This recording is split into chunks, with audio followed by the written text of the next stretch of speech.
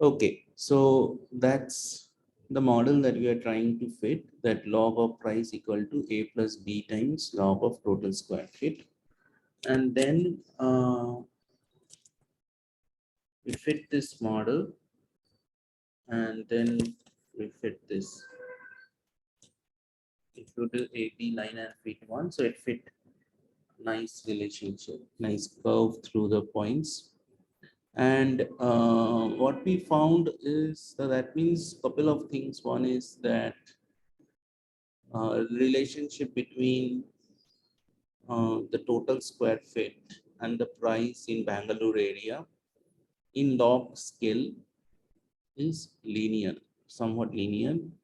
And when we look into the summary of it, we found that about 54% of the variability just get explained by the total square feet. The 54% of the variability in price can be explained by the total square feet. Okay, so that is what that adjusted R square or R square. About 54% of the variability in the price can be explained by the total square feet. Fine. Next, what we did, we looked um, into this part of the analysis in R. So these are the like basic estimates and standard error and t value. Now this t value, both the t values were computed under the null that coefficient value is 0. So the first is b0 equal to 0 versus coefficient is 0 and coefficient is not 0. So t value is negative 58.67 and the p value is really small. So it says that definitely coefficient is non-zero. Now the intercept is non-zero. Okay, the intercept of the model is non-zero. Now next is b1 equal to 0. That is, this is the model, remember that. So let me just use this same thing, b0 b1. So the b1 is non-zero. b1 is 0 versus b1 non-zero. What is the null hypothesis says? b1 equal to 0 means total square feet does not have any effect on the price.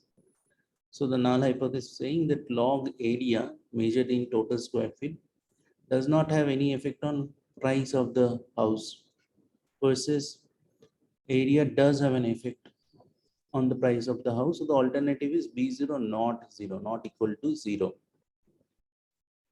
Okay. So now not equal to 0. And so we looked into the t value is really large, p value is also small. So we reject the null hypothesis. We reject the null hypothesis. We said that no, slope does have an effect. So slope, this test only says that slope does have an effect. But how much effect or not effect, that we don't know. So now we come into the picture where what is the interpretation of the slope? What is slope? Typically in economics, this slope will be considered as the elasticity of the product. So means how much the price react to the change in the feature of the product. So what is the feature of the product? The square feet.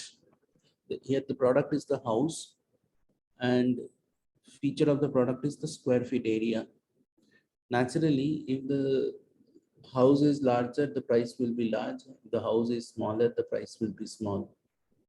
Right. So this is kind of makes sense to us. So, and we do know B1 hat, the sampling estimator, B1 hat follow normal distribution B1 S square H22, assuming that epsilon follow normal 0 sigma square block additional things. Now, if null hypothesis is true in this case, now what we are trying to fit that B1 equal to 1 versus B1 greater than 1. What does it mean? It means if slope is 1, so that means 1 unit increase in the square feet will increase the 1 unit price here. Okay. But If it is greater than 1, that means little bit more increase in the price, I mean in the area, will increase the price slightly more than at a higher rate. So for a builder, they will have an incentive to make the house little larger. Or the investor who wants to invest, they would like to buy the house little larger, because they know that if B1 is greater than 1, that if I have 1,000 square feet house, another is 1,100 square feet house, my price appreciation will be 1 point more than 1 per unit. So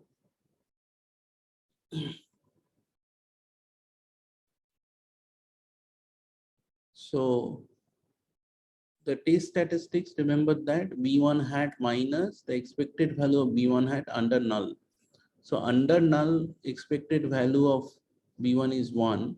So 1 point, this is 1.55004 minus 1 divided by standard error, which is approximately 16.6635, which is 16 standard deviation away uh, from the null value that we are considering. So that means we can say that this the slope is greater than 1.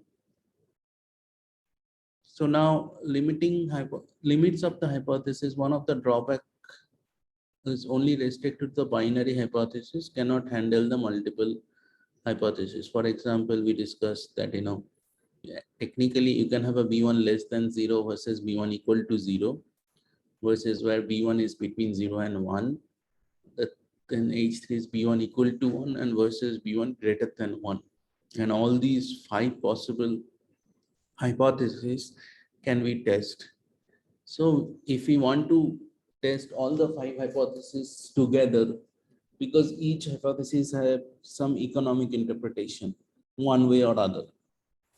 So that means we have to come up with,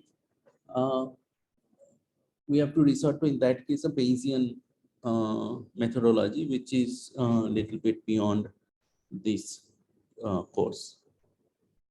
Then is what is the correct level of significance is another question. The same level of significance might not be a good idea for all domains. So what is good for this domain, this analyzing of house price domain, is not probably the accurate uh, level of significance for say medical science.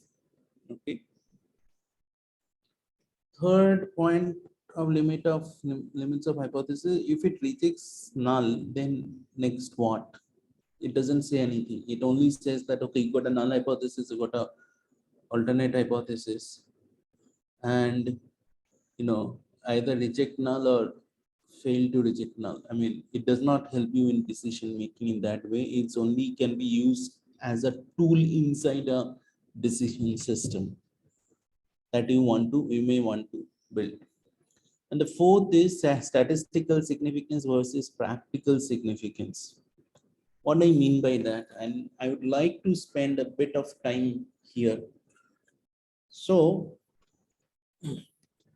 let us work on this. What is the statistical significance versus um, practical significance? Let me consider this model. So what is my B0? B0 is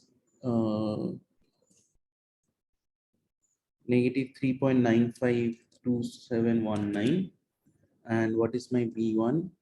My B1 is 1.15 this. Okay. And suppose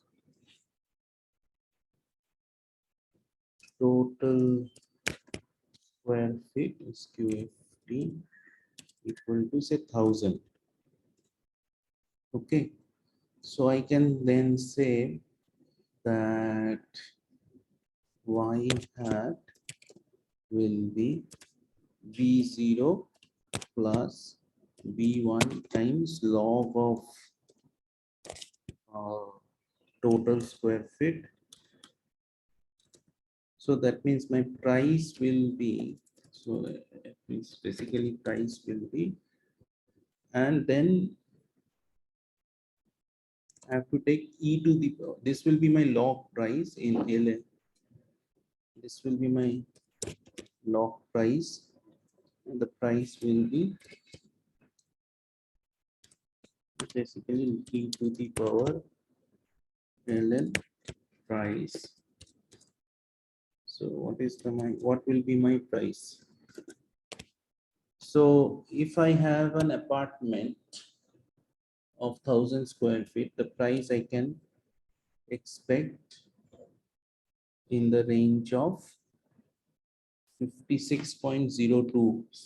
So that means probably it is quoted in lakh. So probably 56.02 lakh. Now, now suppose it increases to 1,100 square feet. If I add 100 square feet in that, means almost 10% increase. My price goes from 56.02 to 62.54. Okay, what is my price increase in this case? 62.54 minus 56.02 divided by 56.02, about 11%. So 10% increase in, and which is sort of a makes sense because 10% increase in my size of the house is uh, resulting in 11% increase in the price of the house. So that means effectively 1% difference I'm gaining by increasing another 10% in my uh, cost to buy a house. So, or build a house, whatever. So then basically question is uh, whether it's worth taking that additional 1%. I mean, investing another 10% to gain another 1%. Uh, so this is, it's like, um, but if it would have been say only one, okay, let me, so this is the 62, right? Actually, if it would have been only one, v1 equal to 1. So let me do it in this way. Then the price would have been, I am not sure if it is much lesser. So that means this 1.15 is actually a significant effect. Am I right? Doing right? Looks like.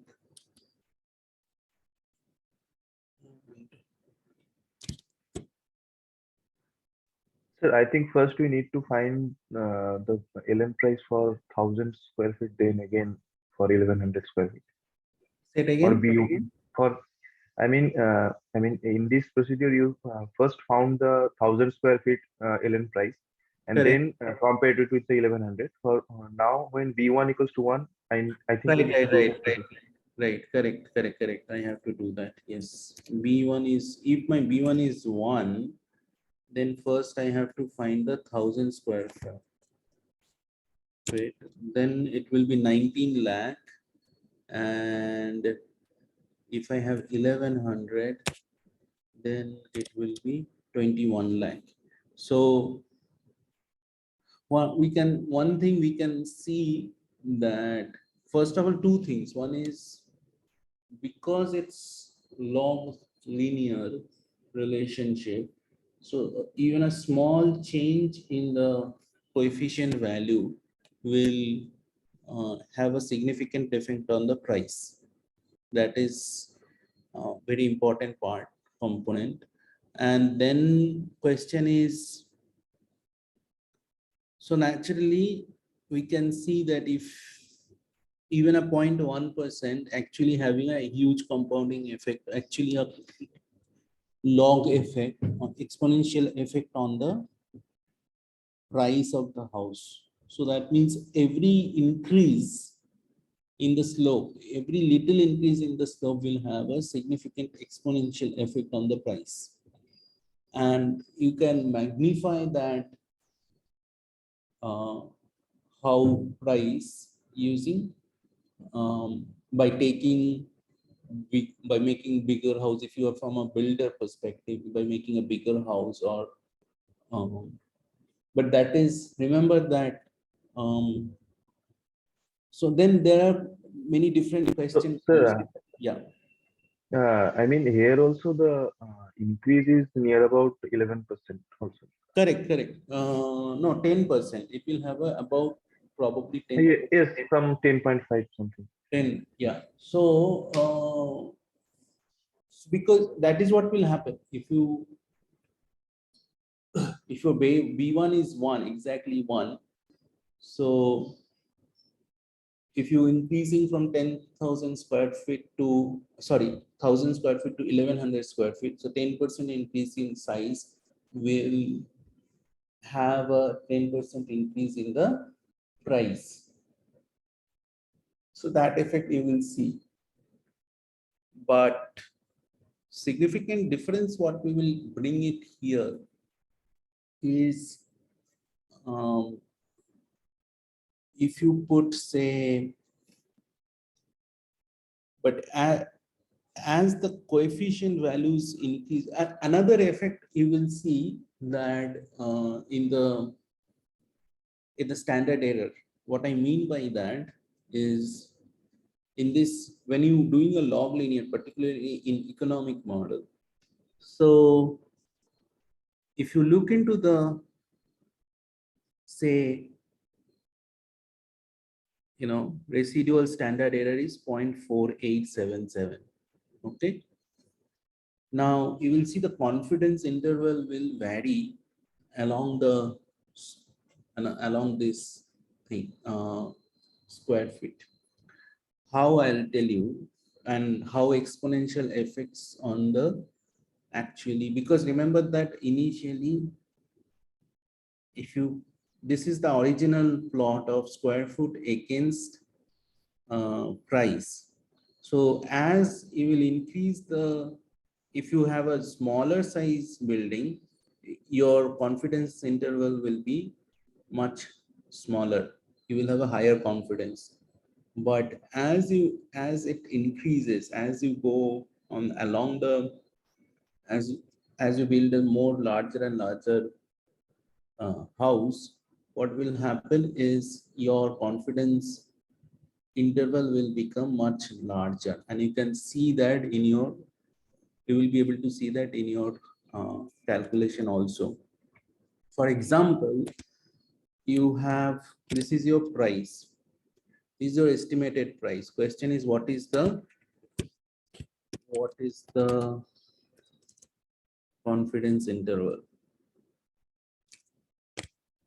CI? What is confidence interval? Okay.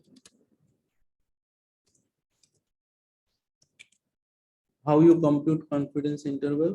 You can first, you take, say, residual standard error. So what is residual standard error? Residual standard error is basically, you take the fit one, the model here, that is what you have fitted, fit one. From the fit one, you extract the residuals, square them, sum them, and divide that by you have to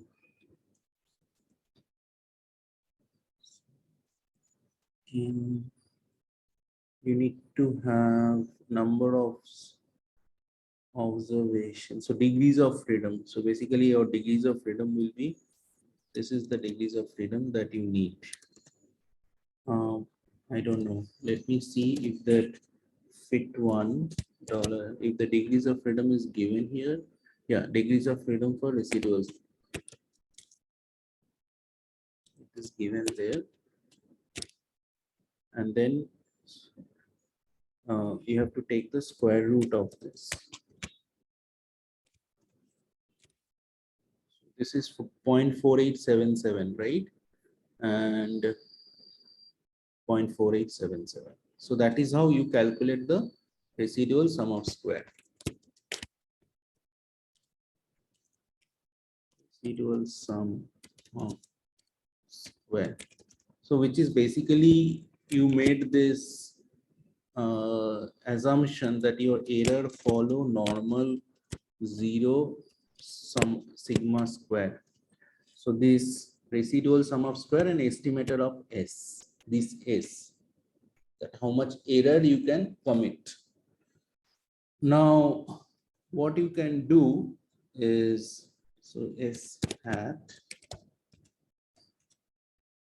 you can call it this. Now I have this ln price in log scale, price in log scale, and then what I can do, I can just take the log price minus say 1.96 times residual sum of square, and if I just take e to the power, because that will give me the price that could be the lowest price in the 95% confidence interval in log scale. So I will take the e to the power. Okay, so that gives me 24.04, and similarly if I give a plus, so it is 162.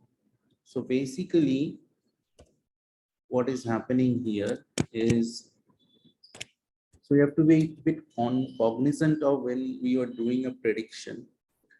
Okay, so this is your price. If you have taken 1100 square feet house, then your expected price is 62 lakh, but the confidence interval is somewhere between 24 lakh and 162 lakh, 1.62 lakh crore. So that confidence interval is very large, because as the house size increases, price varies a lot. Whereas you now take a smaller house of say 800 square feet or maybe 700 square feet, only very small house. At that time, you will see the price drops to 37 lakhs,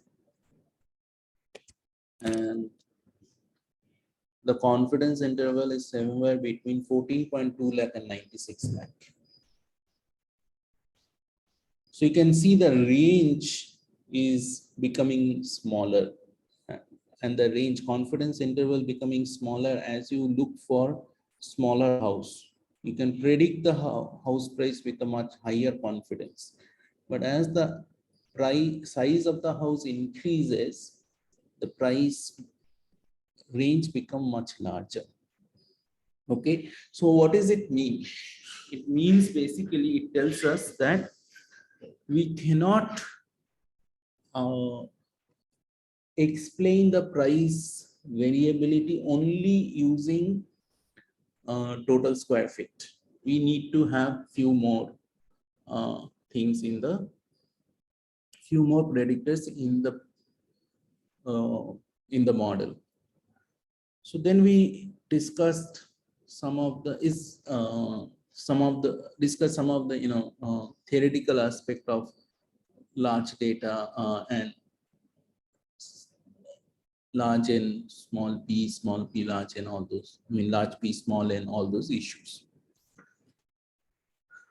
Then we try to figure out if the number of bathroom in the house and the price has anything to do, and we found that somewhat it has this behavior, and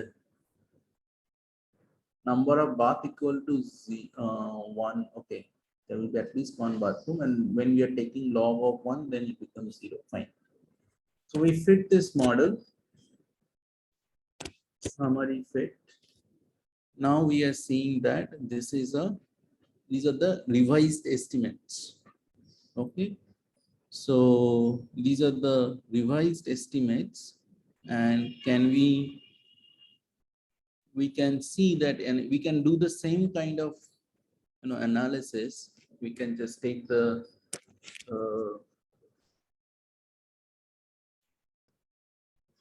so we have to be careful here. So what we will do,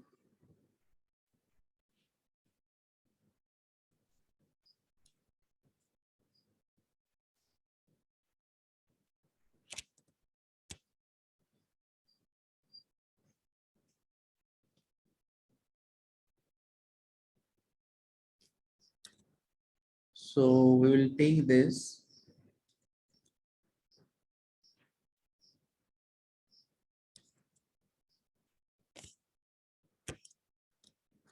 and B2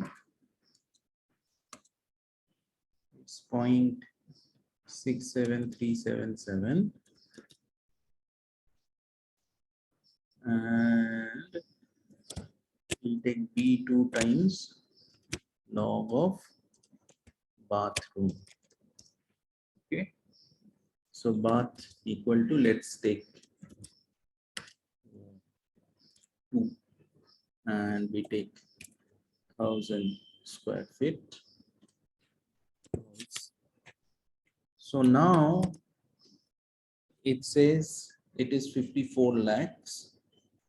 On the other hand, if we don't have the bath information for 1000 square feet model house, our price is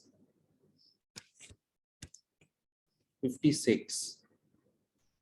But now when we have the bath information, so from this model, we have price 1000 square feet, first model, 1000 square feet house is being would be expected price would be around 56 lakh rupees. And if we have the bathroom information, then the price would be 54 lakh, the corrected price. Now, what we will do, we will compute the confidence interval. This is now the corrected thing. So the confidence interval is 23 lakh and 127. Previously, what we had here in the previous model, let me run the first model. In the first model, we have 56 lakh and confidence interval is from 21 to 145. It's pretty large. On the other hand, when we add the bathroom information in the model corrected price is 54 lakh. It is little bit dropped, and confidence interval is now 23 lakh and 127 lakh. Slightly tighter confidence interval that we have, because we have now additional information of bathroom. Okay. Then you can add balcony to this. And Sir, we can use the room, I mean, the size, the variable that we have, I mean, there is a string, so we could not use it. I mean, we can just separate the room number and the room type. yes. Then we can use We it. have so here we have, so this 2 BHK and 2 Yeah. BHK and all these things. So Yeah. that number will be helpful if Yes. we can separate it. No, I if mean, you can do that, I agree. but yeah, we Yes, have, sir. I have a code. I mean, one-line code it is, so you can just yeah, apply. can just then give me that in the chat box, then I can Yes. just try this. Mhm.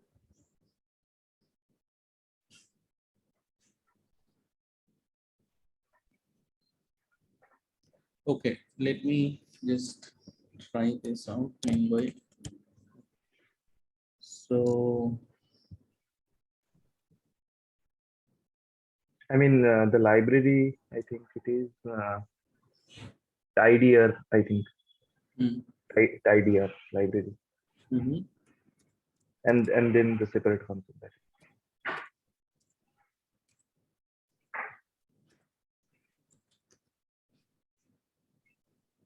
Right, okay.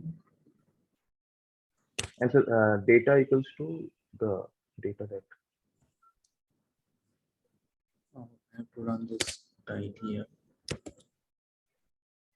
Yeah. So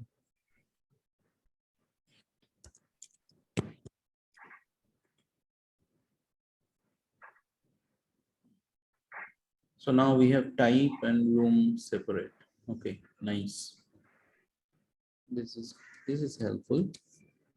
So I can just use data one here instead of data, and then actually instead of balcony we can take the room. Yeah, maybe in log still, because in economics most of the variables have some kind of log effect. So no, I think that was the previous model. Non-numeric argument. Okay, room is, I have to check structure data one. It is being defined as a character. Okay, so I have to just data one dollar room equal to as dot numeric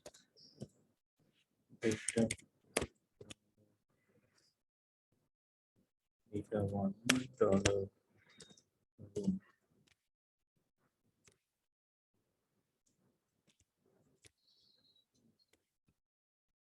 So now we can see the log room also has a kind of strong effect, and we can just, and what we can do this, you can try this 63%, and we can try the same thing what we have done here for a 1,000 square feet house.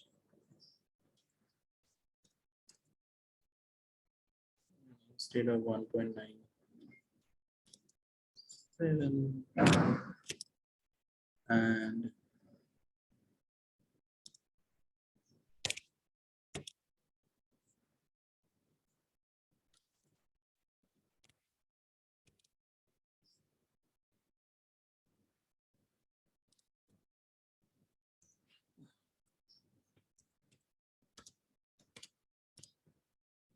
hmm.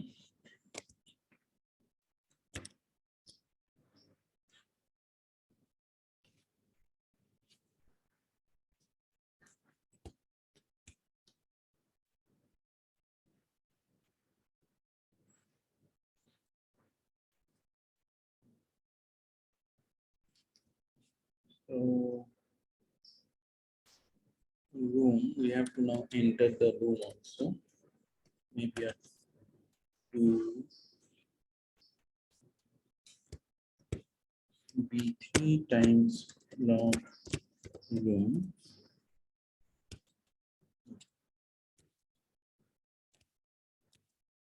Now it is corrected at 53.85.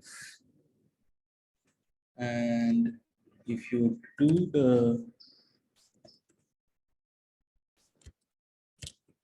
correction,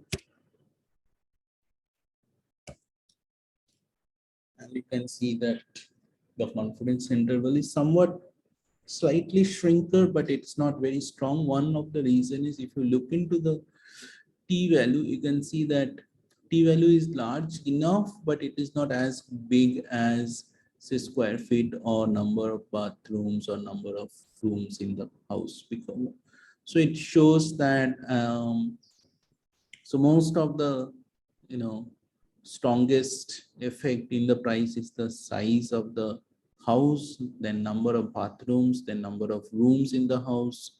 All these have strong effect, but importance I would give based on their T value, okay, or absolute value of the T value.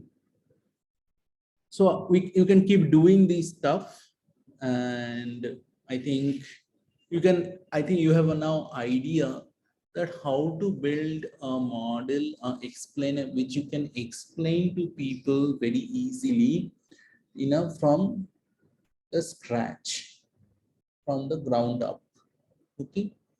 Um, and that is one of the reason, of course, if you do like you have 13,000 um, you know samples.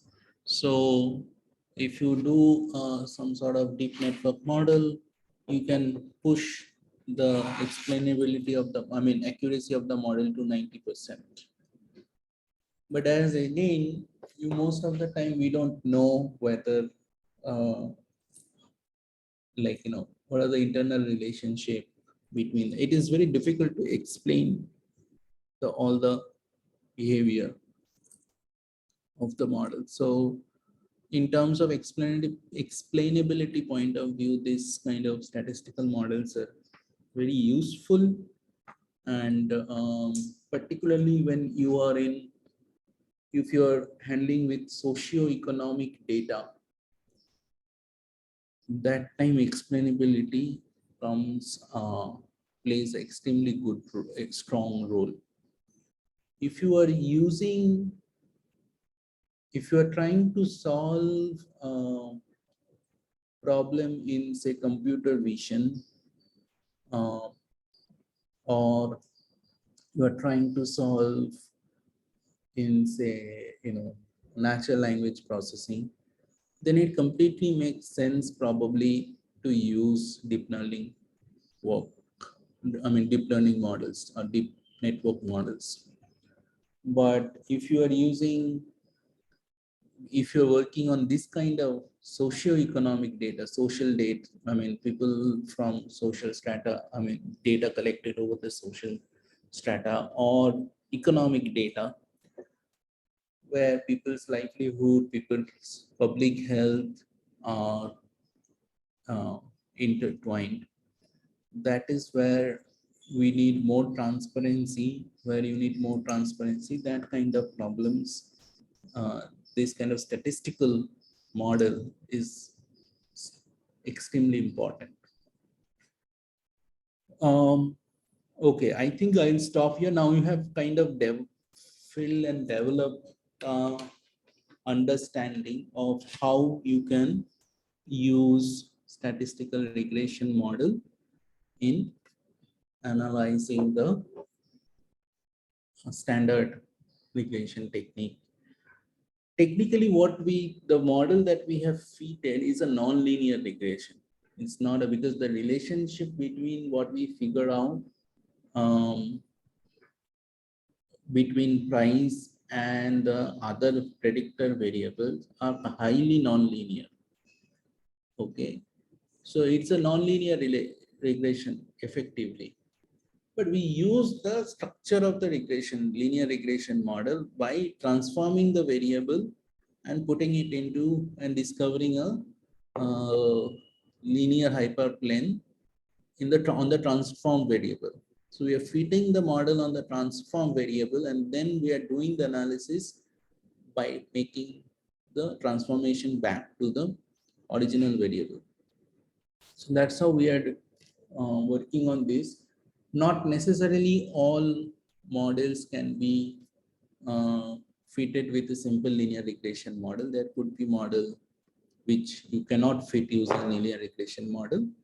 So in that case, you have to resort to a simple, a little bit complex nonlinear optimization method.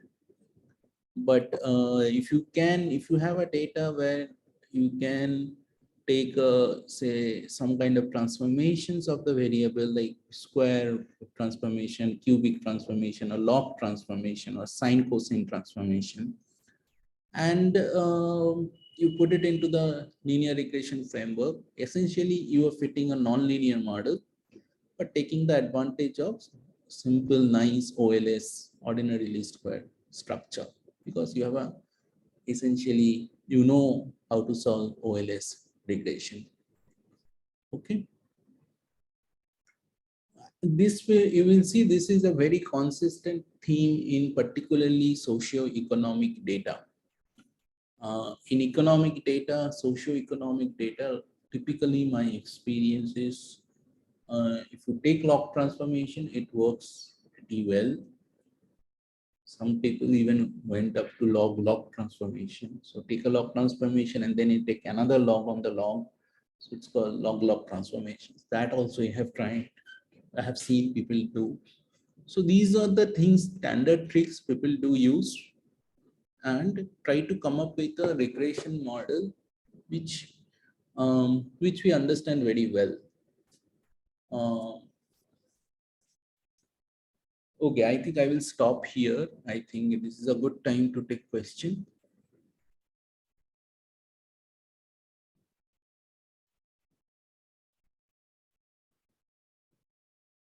Any question, guys?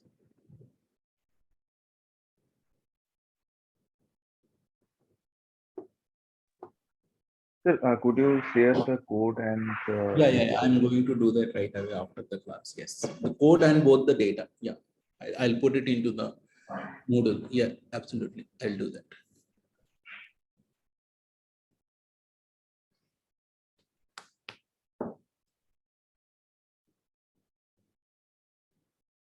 Okay, I think then we'll stop here today. Okay.